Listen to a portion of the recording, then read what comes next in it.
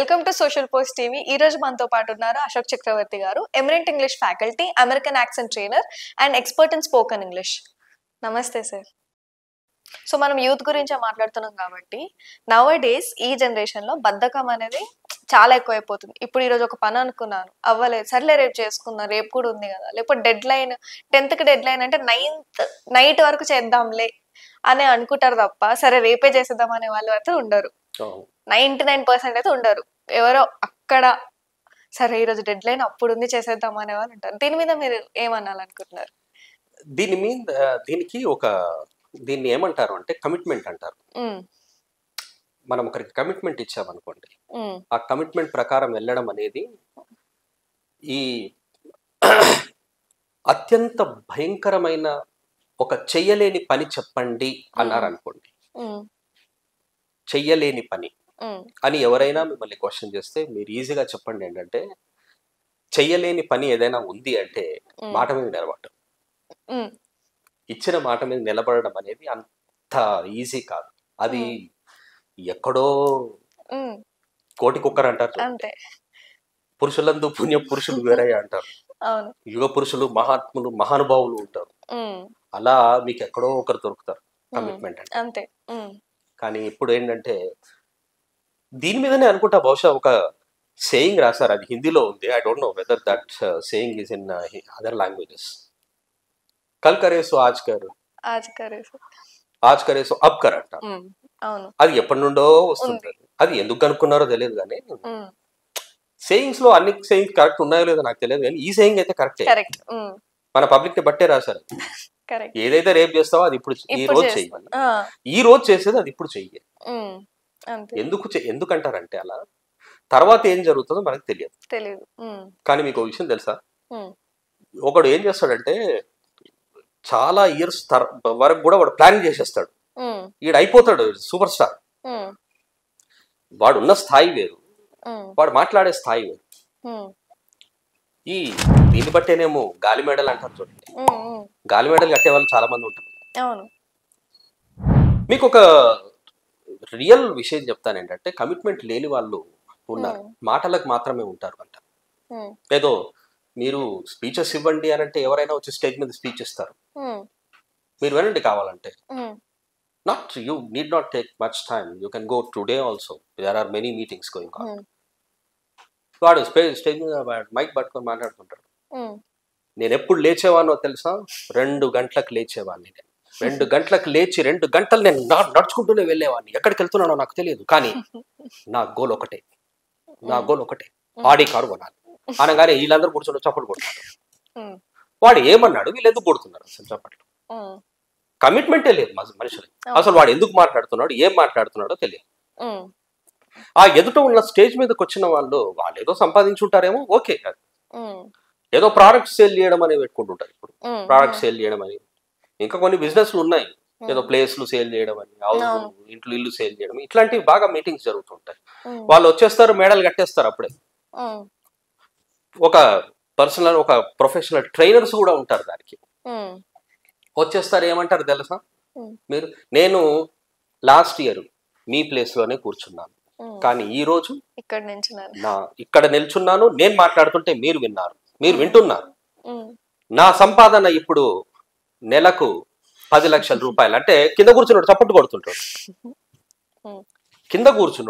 కొడుతుంటాడు. వాడు 10 లక్షలు సంపాదిస్తున్నాను అనగానే వీడు చప్పట్లు ఎందుకు కొడతాడో నాకు తెలియదు. ఏం పర్వాలేదు, మీరు ఏం చేయండి అంటే జస్ట్ మా కంపెనీకి రండి, అక్కడ కూర్చోండి, నెల తర్వాత మీరు చూడండి, మీరు కూడా ఇక్కడ ఉంటారంట. చప్పట్లు కొడతారు. ఒకటి లేపుతాడు, మీ ఇన్కమ్ ఎంత అంటే నాకు 30,000 వస్తుంటుందండి మంత్లీ. రాసుకోండి మీరు, నెక్స్ట్ మంత్ నుండి మీకు 30 lakhs వస్తున్నాయి, చప్పట్లు కొట్టండి అందరూ అంటే చప్పట్లు కొడతారు అందరు. నిజంగా చెప్పండి మేడం, 30 lakhs వస్తాయి ఎవడిస్తాడు 30 lakhs? మన రిలేటివ్స్, మన ఫ్రెండ్స్ దగ్గరికి వెళ్ళేసి 500 రూపాయలు అడిగితే ఎవడు ఇవ్వడు. అటువంటిది ఇప్పుడు నెక్స్ట్ మంత్ నుండి మీకు 30 lakhs వస్తున్నాయి. రాసుకోండి, పెట్టుకోండి, డేట్ పెట్టుకోండి. ధైర్యం ఉండండి. మీకు ధైర్యం ఉందా? ఈరోజు మీరు నెక్స్ట్ డేకి వచ్చేస్తారు. ఓకే, మీకు కార్ ఉందా? కార్ లేదు. ఏముంది, బైక్ ఉందా? ఓకే, మీరు 1 month లో మీరు బైక్ కాదు, మీరు కార్లో తిరుగుతున్నారు. ఇప్పుడు చూడండి, ఫార్చునర్ కార్ కొంటున్నారు, మీరు రాసుకోండి, వస్తుందా కారు? అలాగైతే ఎవరైనా పని ఎందుకు చేస్తారు మేడం? అదే చేసుకుంటూ కూర్చుంటారు. అలా ఫార్చునర్లే ఉంటాయి ఇక బయట. అంతే, నడకలు ఉండవు, సైకిళ్ళు ఉండవు, బైక్స్ ఉండవు, స్కూటర్లు ఉండవు, ఏవి ఉండవు, అన్ని ఫార్చునర్లే ఉంటాయి వీళ్ళ మాటలు వింటే.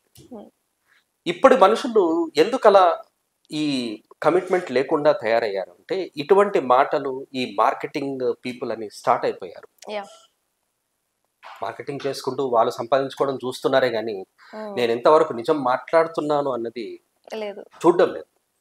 అందుకని ఏమవుతుంది అంటే, ఏదో సక్సెస్ అయిపోయాను అనే ఫీలింగ్ తో ఉంటున్నారు వాళ్ళు. నేనేదో ఒక మూవీలో ఒక డైలాగ్ చూస్తాను, అది ఫేమస్ డైలాగ్ ఉండొచ్చు, ఆ ఫేమస్ స్టారే అనొచ్చు. నేను ఒకసారి కమిట్ అయితే నా మాట నేనే వినను అంటాడు. అది డైలాగ్ వరకే ఉంటది మేడం, డైలాగ్ వరకే ఉంటది. ఆ సినిమాలో చూస్తారు, అందరు చప్పట్లు కొడతారు, అరే మా హీరో చాలా పెద్ద డైలాగ్ కొట్టాడు, ఎంత బాగా కొట్టాడు. ఈ విధంగా చూస్తూ ఏమవుతుందంటే, పబ్లిక్ కూడా వాళ్ళ ఫ్యాన్స్ వాళ్ళు ఉంటారు, మామూలు పీపుల్ ఉంటారు. మన హీరోనే కమిట్మెంట్ ఇస్తే తన మాట తననే వినడు, మనమేంది మనం కూడా అంతే అన్నట్టు అనుకుంటారు. కొంతమందిని చూడండి మీరు, అసలు యాక్చువల్గా ఎర్లీ మార్నింగ్ లేస్తే మంచిది. నేను కొంతమందిని చూస్తూ ఉంటాను, 11 o'clockకి బ్రష్ చేస్తూ ఉంటారు. 11 o'clockకి బ్రష్ చేస్తుంటారు. మీరే ఆలోచించండి, 11 o'clockకి బ్రష్ చేస్తున్న వాళ్ళ వ్యక్తిత్వం ఎలా ఉంటుంది, ఆ పర్సనాలిటీ ఎలా ఉంటుంది, ఆ థింకింగ్ ఎలా ఉంటుంది. 11 o'clockకి బ్రష్ చేస్తుంటారు and you can observe that. అదే మీరు 4:30, 5 o'clockకి లేచే వాళ్ళు యాక్టివ్గా ఉంటారు. చూడండి యాక్టివ్గా ఉంటారు. లేస్తారు, స్నానం చేస్తారు, బ్రష్ చేస్తారు, స్నానం చేస్తారు, వాళ్ళ పని ఏదో వాళ్ళు చేస్తుంటారు. అలాంటి వాళ్ళు ఉంటారు, ఇలాంటి వాళ్ళు ఉంటారు. ఏదైతే ఈ 12 o'clockకి 11 o'clockకి బ్రష్ చేస్తుంటారు చూడండి, వాళ్ళు పోస్ట్పోన్ చేయకపోతే ఏం చేస్తారు? అంతే. అందుకనే పోస్ట్పోన్ చేయడం అనేది అలవాటు అయిపోయింది చాలా మందికి. ఈ పోస్ట్పోన్ ని కూడా మళ్ళీ పోస్ట్పోన్ చేస్తుంటారు, పోస్ట్పోన్ చేస్తూ ఉంటారు. అందుకని ఒక వర్డ్ కూడా ఉంది, ప్రోక్రాస్టినేషన్ అని. ప్రోక్రాస్టినేషన్ అంటే ఏంటంటే, ఒక పనిని మళ్ళీ మళ్ళీ మళ్ళీ మళ్ళీ పోస్ట్పోన్ చేయడం. అది ఉంది కాబట్టి ఈ వర్డ్ వచ్చింది. అంతే, అది లేదనుకోండి వర్డ్ ఎలా వస్తుంది? రాదు. ఇంగ్లీష్లో ఒక స్టూడెంట్ నన్ను అడగడం, సార్ ఇంగ్లీష్లో సంక్రాంతిని ఏమంటారు అని అడగడం జరుగుతుంది. ఇంతలో పక్కన డౌట్ వచ్చింది, సంక్రాంతిని ఇంగ్లీష్లో సార్ అసలు సంక్రాంతి చేసుకుంటారా వాళ్ళు అన్నాడు. కరెక్టే కదా, అది వాళ్ళు సంక్రాంతి చేసుకుంటే వస్తుంది, వాళ్ళు సంక్రాంతి చేసుకోకపోతే వాళ్ళకి ఫెస్టివల్ ఎలా వస్తుంది? సంక్రాంతిని ఇంగ్లీష్లో ఏమంటారు అని అడగడం. సో ఈ విధంగా ఉండేసరికి ఏమవుతుందంటే, అసలు వాళ్ళకి ప్రాపర్ థాట్స్ అనేది లేకుండా పోయి ఏ పనిని ఎప్పుడు చేయాలి అన్నది కూడా లేకుండా అవుతుంది. జాబ్స్ చెయ్యరు సరిగ్గా. అందులోనూ మీరు రోడ్డు మీద డ్రైవ్ చేస్తున్న వాళ్ళని చూడండి, స్పీడ్గా వెళ్తుంటారు, వాళ్ళు ఎందుకు వెళ్తుంటారో తెలియదు అని వెళ్తూ ఉంటారు. ఓవర్టేక్ ఎందుకు చేస్తారో తెలియదు. మీరు స్టాప్ అవ్వండి, అక్కడ రెడ్ సిగ్నల్ ఉంటుంది, రెడ్ సిగ్నలే ఉంటుంది, వెనకాల హారన్ కొడుతుంటాడు.